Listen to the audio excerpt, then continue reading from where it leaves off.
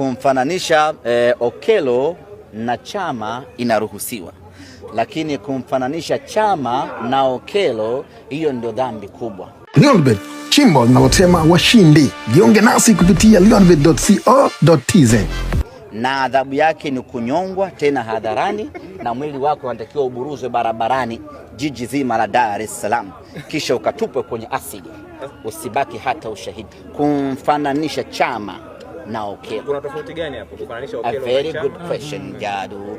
Kumfananisha Okello na Chama ni kujitamanisha,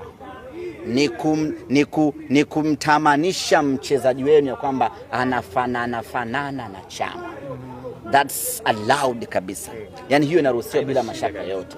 Yani kujilinganisha, kujifananisha, kutamani kile kiwango cha Chama, unaruhusiwa, hiyo haina mashaka hata kidogo, kwa sababu Chama ndio standard ya mpira.